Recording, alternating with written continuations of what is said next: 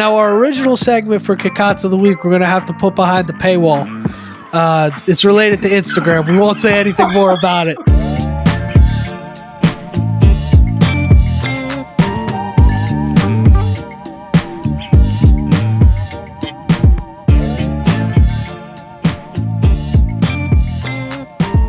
Pop, what's going on, man? How you doing? Doing good, man. Doing good. Fired up to be back here for a Bada Bets. Not quite a Bada Bets exclusive. We're going to do a Commanders vibe check. Then we're going to hit the Bada Bets. Then we're going to hit the Cazz of the Week for today's pod. All right? Well, we got a lot of fun stuff to get into. The Commanders, obviously, our schedule is a little different this week. I know Dan Quinn said he's going to try and keep their schedule as similar as possible. So we're following suit, bringing you guys the Thursday podcast as we usually do. And then Monday, our Monday morning podcast, we're going to recap the weekend. We might recap the weekend. We'll see. But what we definitely will do is we're going to talk Commanders pregame on that Monday morning podcast. So guys, stay tuned for that preview of the Commanders-Bengals game on Monday morning.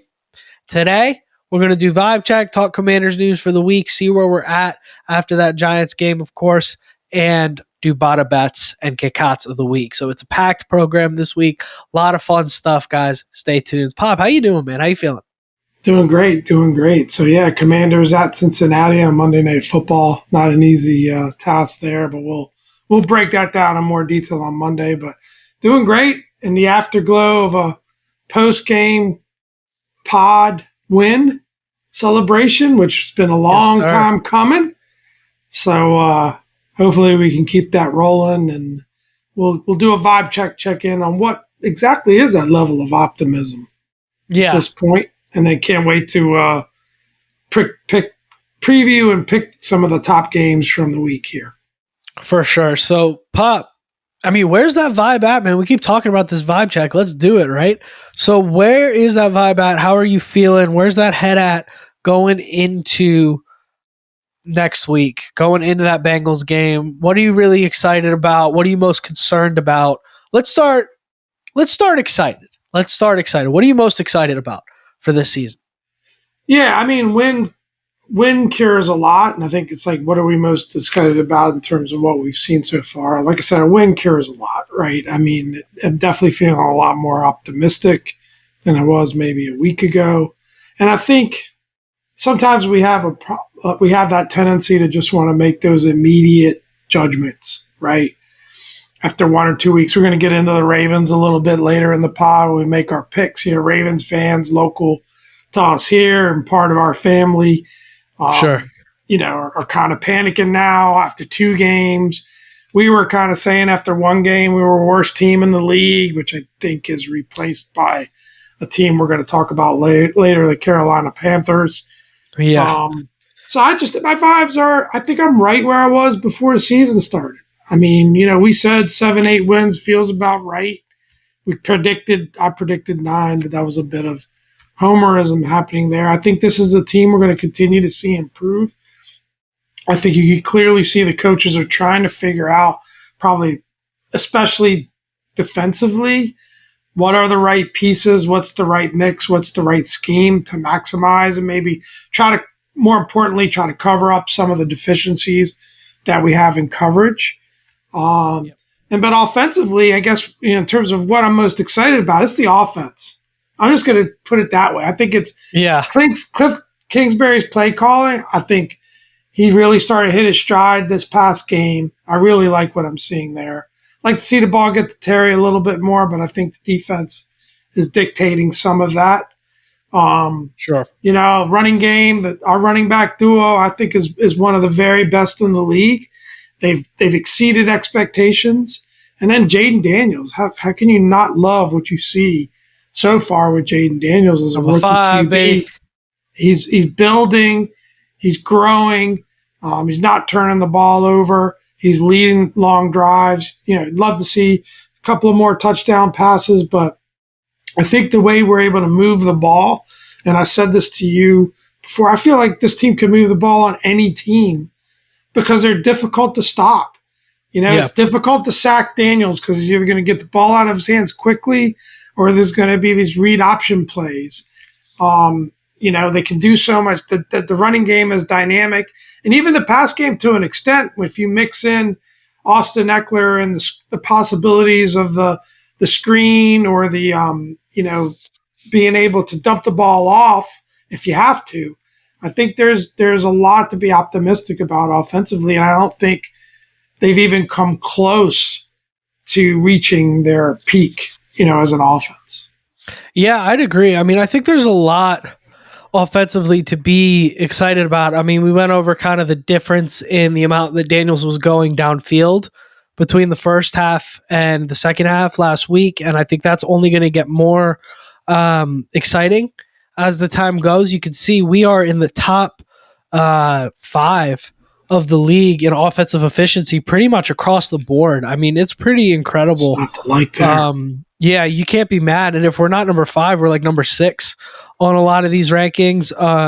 Kingsbury has really brought kind of a new, fresh life to this team. And yeah, like there's a lot at the line of scrimmage, but we saw over the course of last game, a lot of that was setting up to be able to go down the field in the second half of that game. And if you're able to control and convert like we were last week, 7 straight scoring drives, right? Now, you want to see those turn into touchdowns, but you're going to assume that's a little bit of a fluke, right? You're not going to go to the red zone 7 times and kick 7 field goals every week. You're going to find pay dirt at some point. It's got to happen.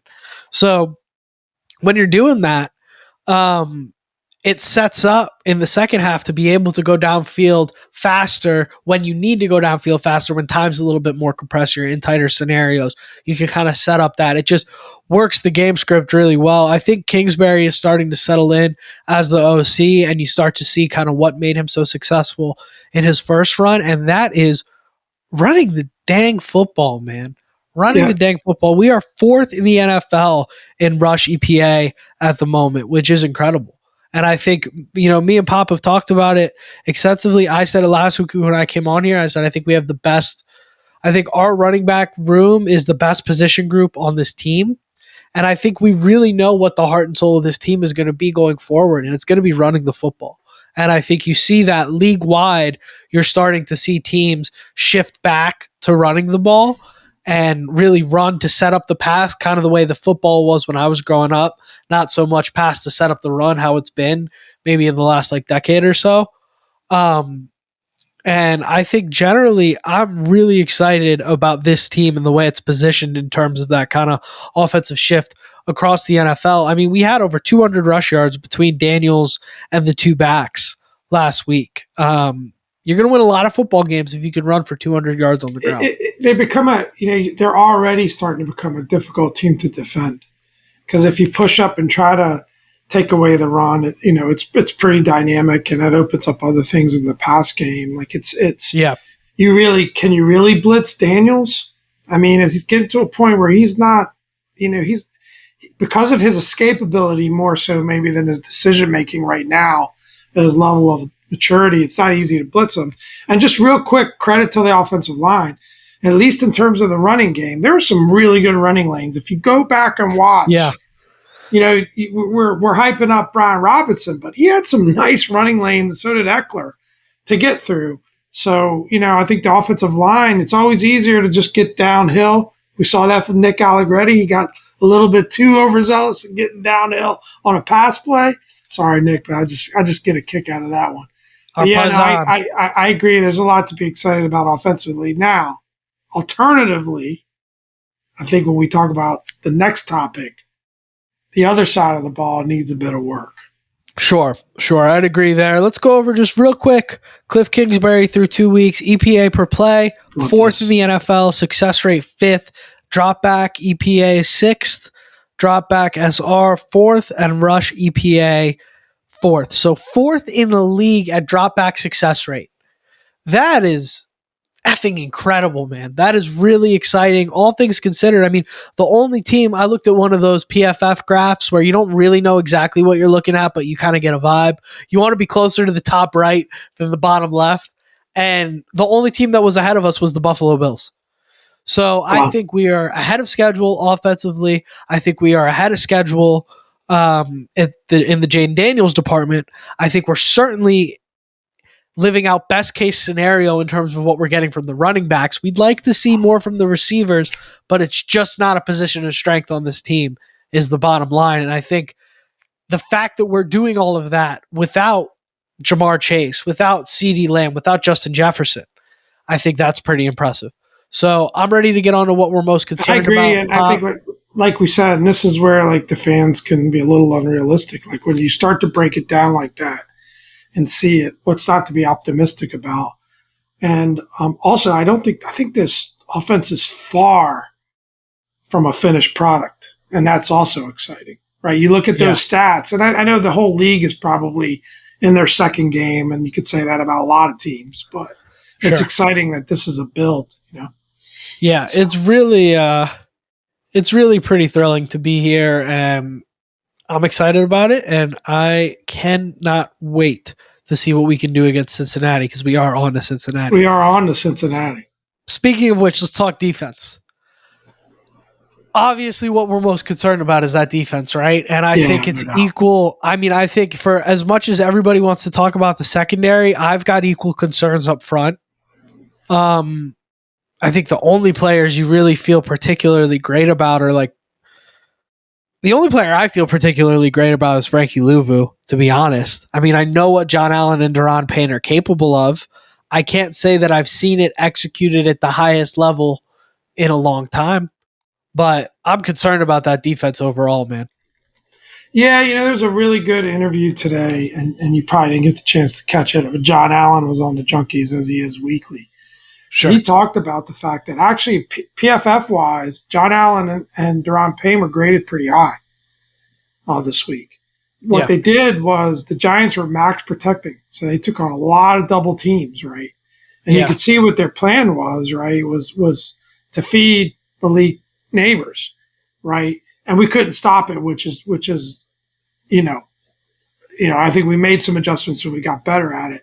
But I think that from what John Allen was describing and what PFF was commenting on, it wasn't like the D line played poorly. It's like the Giants' focus was to max protect, get the ball out of Daniel Jones's hands quickly, and it was less of a D line issue and more so of a linebacker secondary issue. Again, it's one set of talking points, but from an inside point of view, and John Allen having that discussion, it sounded to me that I thought that was an interesting nugget. So I feel, certainly the thing to be most concerned about without a doubt is the defense. I think, in fact, I don't know, my theory, and it's just a theory, is that the coaches overestimated the defensive talent. Yeah. And I don't want to say they underestimated the offensive talent. I think if you look at that offensive game plan, it was really it's been cautious. It's been focused on the run game. It's knowing that you got deficiencies in the offensive line. It's knowing you got a rookie quarterback and maybe not the best wide receiver group in the league. I think defensively they overestimated the talent, and I think that they've got to now they're just in the process of figuring it out. How do you hide your deficiencies the best way? How do you, what is the best mix of corners to play, and rotation of corners and safeties. So I think the defense is going to improve steadily. Do I think, I thought it was going to be a heck of a lot better than what we've seen. I've definitely tapered my expectations back, but I think you're going to see a steady progression and you're going to see improved play from that group. But am I extremely confident about that statement? Not at all. From what we've seen, it can't be based off. It is alarming. It is alarming. Yeah, I maintain to be pretty concerned about the run defense as well as the secondary is just scoreboard, right? Results matter. Yeah. There's no two ways around it. The secondary is awful. I think some of the additions that they made defensively haven't quite panned out the way you had hoped. I think we had some good training camps from some guys that haven't quite shown out the same way. And I think I agree with you. I think we over-evaluated the guys that we had in the room. And I think we did make similar mistakes on the offensive line, although the offensive line is holding stout enough. You see the numbers. Clearly we're doing okay. But defensively, yeah, I mean, I think we way overestimated what we had at defensive back. And I think you're looking at a really, really bad defensive back room right now. And there's only so much you can do when the quarterback can just hit his back foot and find an open man almost every play, Well, right? I You've got mean, to start blitzing. And then when you're not creating pressure, then what? well, we kid a lot. We kid a lot about Dable, and I kid a lot about him, but it's just because he's a Giants coach. I wouldn't like any Giants coach, but I think Sure. that his scheme was really good on Sunday. And what did he do? He took away the team's strength. He took away that defensive line. That was his focus. And like I said, we got a little more insight into that from John Allen, but the rest of the guys did not step up. And that was a good game plan. He said we could beat the rest, right? And yeah, the run game issues are a concern, but at some point, if your D line is tying up blockers, your linebackers and your safeties got to make those plays in the run game. Yeah. And I think it's less of a D line issue, and it's more of a, these other guys got to step up. I mean, Luvu flashed, but yeah, I don't know that you would really say that it was Bobby Wagner's best game, or the safeties necessarily played great to plug the holes, right? So, I think that they've got to figure out a way to maximize that group. And there's a lot of bodies there. Yeah. But what's that right mix, right, to plug in there? Wagner's off to a slow start. I'm glad you said that. I agree there. I've been hesitant to say it because he's a veteran that has not played in the preseason, and you didn't pay him to be this world burner. You didn't pay him to be 2012 Bobby Wagner. You paid him to come in to set the tone, to be where you needed him to be, and he did do a good job of containing Baker on some scrambles and stuff like that. But overall, Wagner's not giving you what you'd hope in terms of people talking about, oh, maybe this is going to be a London Fletcher thing where he catches a second win with us. We haven't seen that yet. It's 2 games in. We might see that by week 6. I hope we do. Jeremy Chinn's been terrible. I just leave that right there. I mean, he fell on that ball, thank God, and that changed the course of the Giants game. But besides that, Jeremy Chinn's been awful. And I think that's a guy that you really hoped would give you a little more security defensively as that kind of box safety. I'd like to see some Derek Forrest action. Don't know that we will. I'd like to see him there. I think at this point you got to just keep trying different combinations of guys. But I think we talk a little bit about Bada Bets at this point, Pop. I think we got to take it around the league. Around the league. We're going to highlight all the specific stuff and how it applies to our next game on Monday morning. So I was going to say Monday morning we're going to break down the Cincy games. I know we usually do that in Thursday pod, but stay tuned. Yep.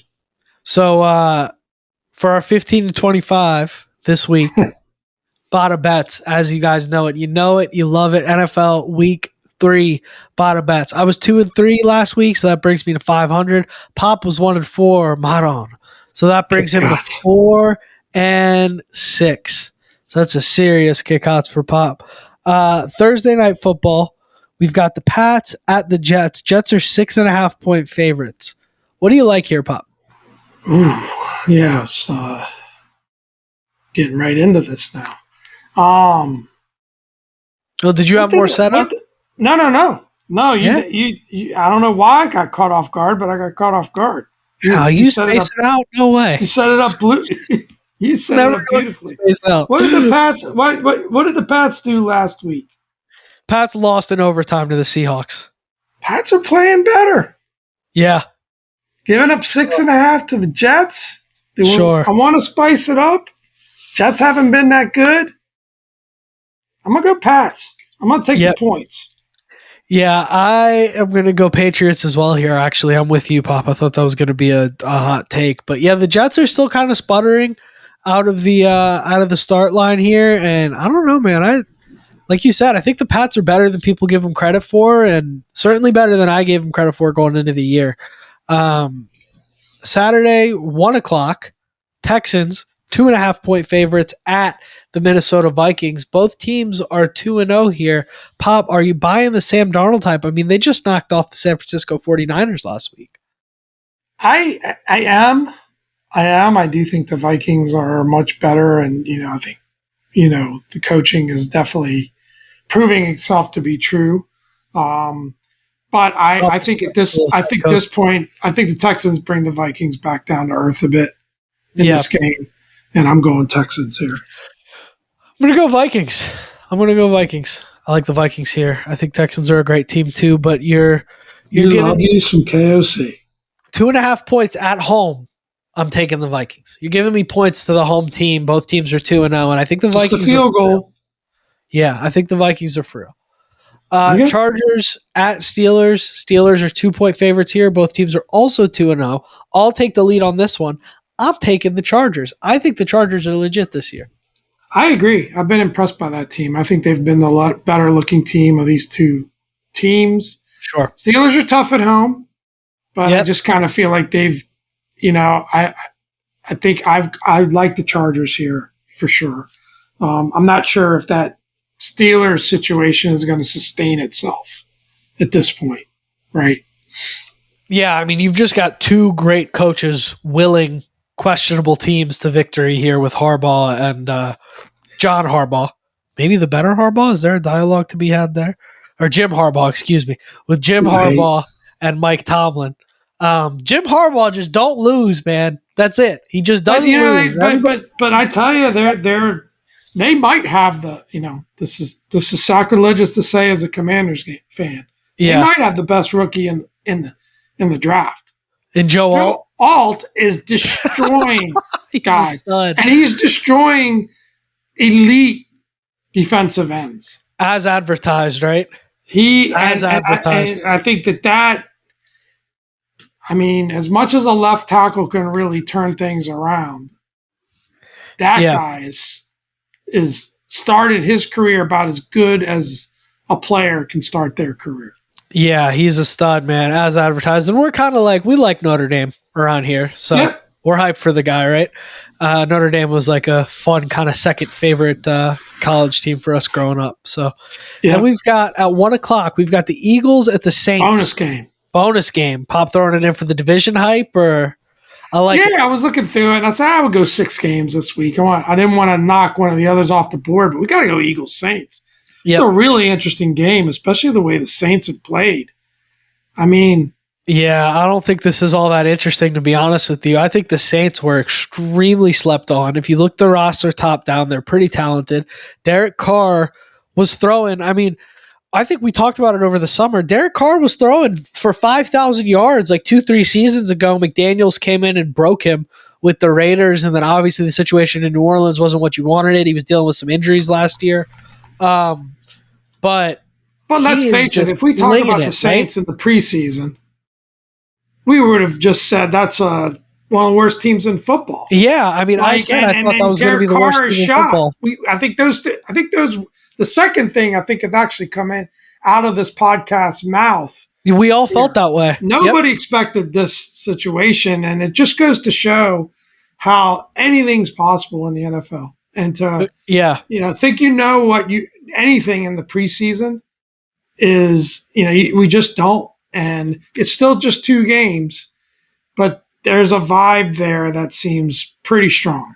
Well, you look at that team and you go, why did we think these guys were so bad? Kamara, Olave, Shaheed, Carr can fling it around. He has flung it around for most of his career. He's had a few down years. He was dealing with some injuries last year. And then on the defensive side of the ball, they're solid. They're solid across the board. It's like we talked about with the Buccaneers, right? And when you give a team the chance to just reload, same quarterback, they get healthy. New offensive coordinators on both teams as well that have made big differences. But a lot of continuity in that, in what you just rattled off there.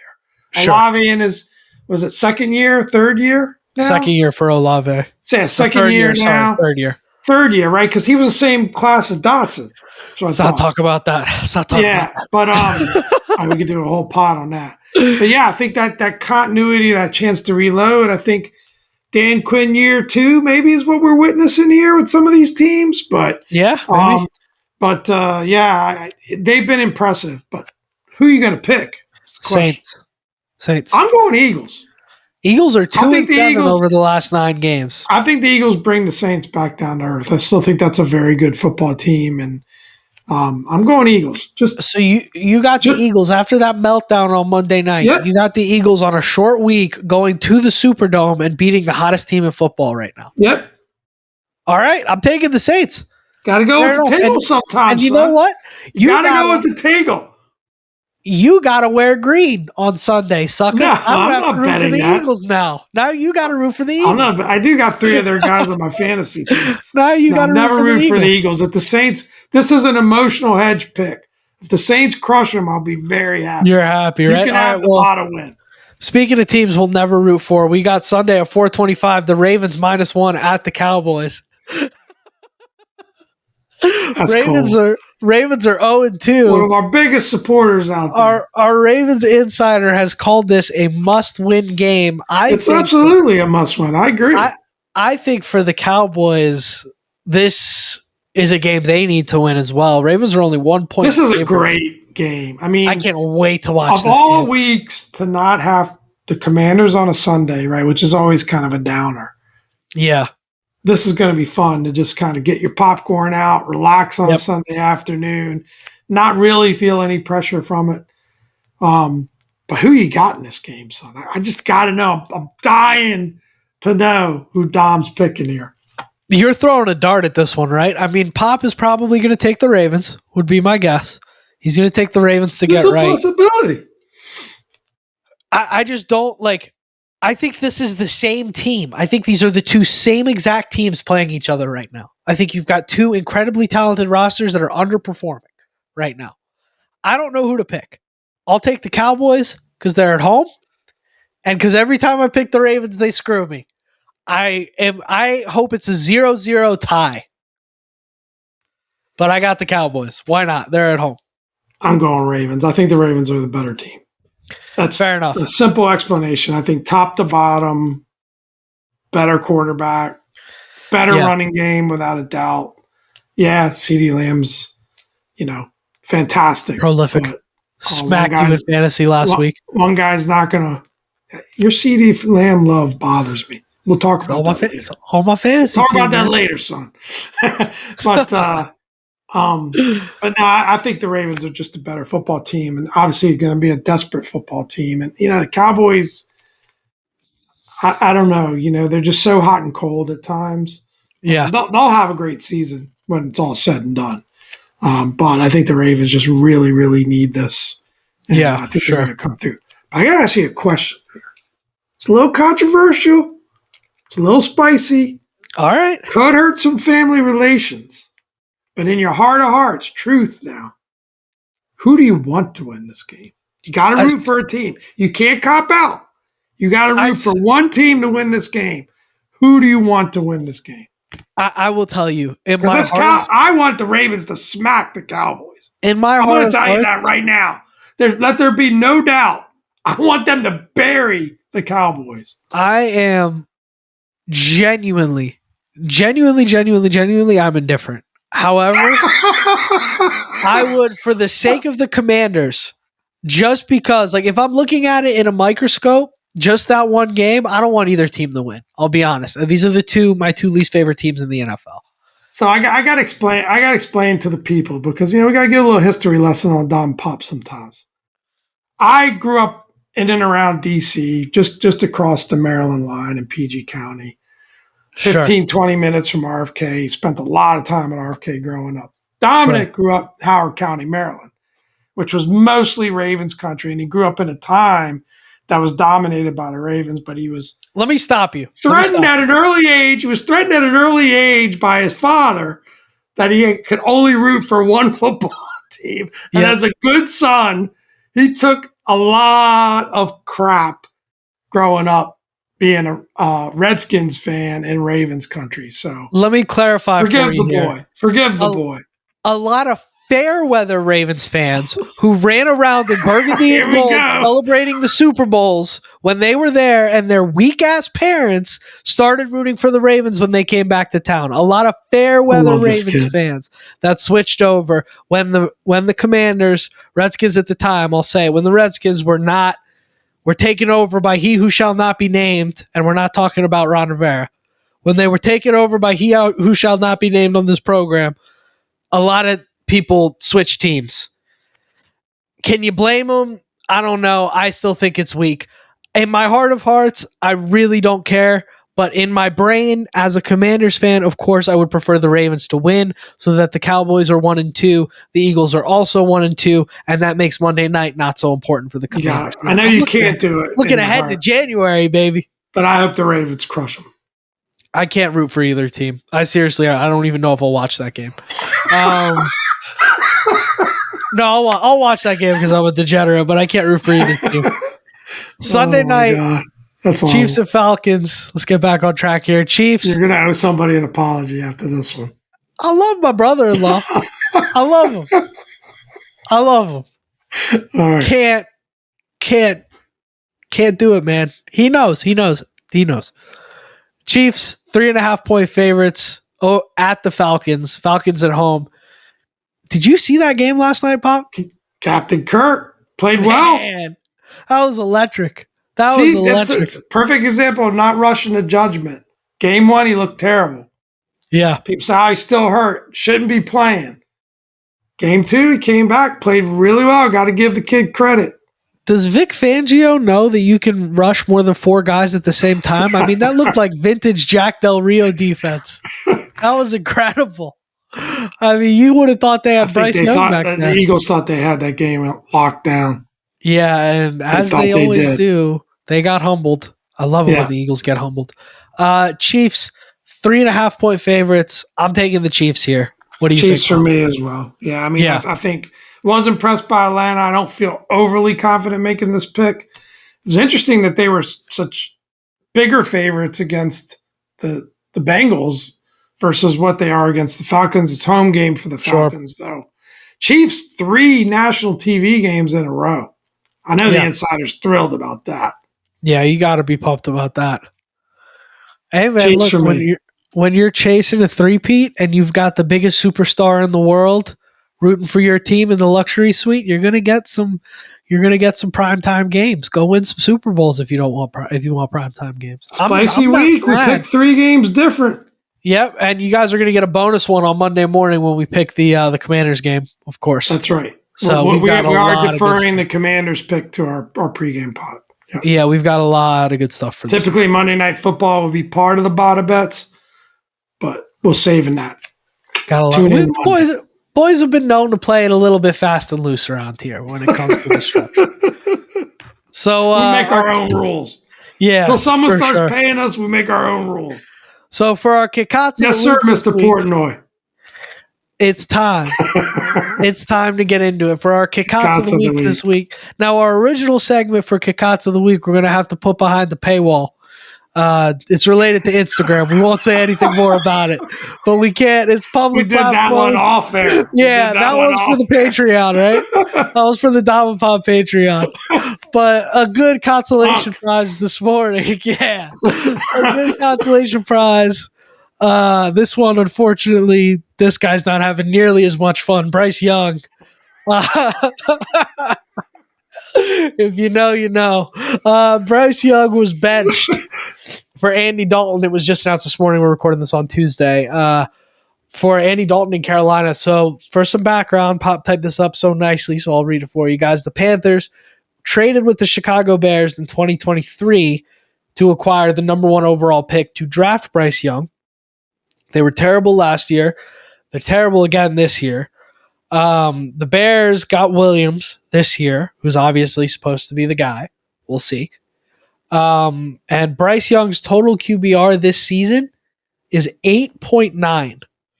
So that's the 3rd worst over a 2-game stretch since ESPN began using the metric in 2021. I got to believe there's some Commanders/Redskins in position 1 or 2 there. Yeah, well, the problem is they have to play in 2 consecutive weeks. So that's an issue when it comes to Commanders quarterbacks, right? That's true. The Panthers have been outscored 73-13 in the first 2 weeks. What do you make of this, Pop? you understand it, especially having a guy like Andy Dalton as a backup. I mean, he's not going to light the world on fire, but I think when you look up backup quarterback in the dictionary right now at this stage of his career, Andy Dalton would probably be, and Andy Dalton would be a name. Joe Flacco would be a name that might be in there. So you kind of understand it, a chance for him to just reset. There's really no redeeming value in keeping him in there right now because it's just a train wreck. And he's clearly struggling. Some guys are able to overcome that size. I mean, really, who's really been able to do it? The only other one is Kyler Murray, and he's playing really, really well against the season. He's done a lot of great things through the course of his career. But it's crazy because I can't say I watched a lot of Bryce Young play in college, but from those that did, who I greatly respect, he was special, man. He was on fire, and it was. He's regressed. He's worse than he was in college right now. And I think his size, his size deficiency. I mean, they talked about him having to throw jump passes to be able to just see over the line. Sure. Maybe he can get some help getting outside the pocket a bit more. I don't know that he's kind of an elite runner. I think when you think the Kyler Murray comp, I mean, Murray can scoot. Yeah. And this is a guy who's kind of mostly supposed to be a pocket passer at that size. And I don't, we're going to write the kid off. We're all going to do it. Everyone's going to do it, right? Sure. We'll see, right? But it's shocking. And then, you talk about Caleb Williams as a little bit of a wait and see. Any rookie quarterback, even our guys, a wait and see. But, I mean, he had to choose between Caleb Williams and Bryce Young right now. I mean, out of 100 people you'd survey, how many people you think would pick Bryce Young? Yeah. None. I mean, I don't see any. I don't see any that would. And it's not that Williams certainly has not been off to the shotgun start that he proclaimed that he would be. I don't feel so bad giving him a hard time about that because when you're a rookie quarterback and you're texting your punter like, "Hey, you're not going to have to punt much," I don't feel so bad saying that. Hey, he's had to punt a lot. You've been pretty bad so far. But. Strong, but I like my guy. If we're going to pit the two guys against each other, which I don't think we should do, but I like my guy. But the Bryce Young thing, man, I just think Mel Kiper had a really great rant about it. I just think it's complete malpractice what the Carolina Panthers did to that kid. I think he was being comped to Drew Brees when he came out. He's an incredible passer. He was so good in college. And you saw they completely undid everything. I mean, you fire Frank Reich halfway in to the first season. Bryce Young had some decent games. He was not all terrible, and you want to give the guy a few years under the same system with the same people. You want to build around him. And they've done ugats for the poor kid. They've torn the whole thing down. It's because David Tepper's a jackass. Their owner is terrible. Usually in these cases, that's exactly the case, right? It's the organization, it's the coach, but unfortunately, you can break a player. Well, look at what Darnold is doing right now. That guy was written off. He was drafted in the top 3. Look at what Geno Smith is doing right now, right? I believe he was drafted pretty high. It's just look at Baker. He found his home. And these guys, they all landed in these dysfunctional situations. And I pray that's the outcome for Bryce Young. I think in some ways, him kind of tanking his way out of Carolina and finding his way onto another team and maybe fighting his way onto a backup role and then winning the job, something like that. I think would be the best thing that could happen for him because I don't think the Carolina Panthers, unless you just get a miracle, unless you get a Joe Burrow, I don't think the Carolina Panthers are going to have a successful quarterback situation for a long time because I'm sorry, I know what that infrastructure looks like. I lived it for 27 years here, and unfortunately, that's exactly what they're dealing with down there. Yeah, so I'm sad for the kid. They might be at it again, right, in terms of, having the top pick in the draft next time and maybe looking for like a Carson Beck out of Georgia or Shadir Sanders out of Colorado or Quinn Ewers out of Texas. I mean, those are the top names. We're hearing Cam Ward out of Miami. I don't know. Might be reloading. I'm really sad for that kid. I hope he figures it out. I agree. I think you summed it up perfectly. I don't have anything to add to that. It's perfect. It's malpractice. It's shocking. It's a Kit Kats. We have fun with the Kit Kats segment sometimes. Like we said, it's a multiple use word. Yeah. In this case, it's kind of shock value and a bit of sadness, Yeah, Kit Kats. For sure. But anyways, man, let's wrap this thing up, Pop. Wrap it up. I say we get to it. I've been Dom. This is Pop. Guys, thank you for watching. Remember, Monday pregame podcast. We'll talk to you guys then.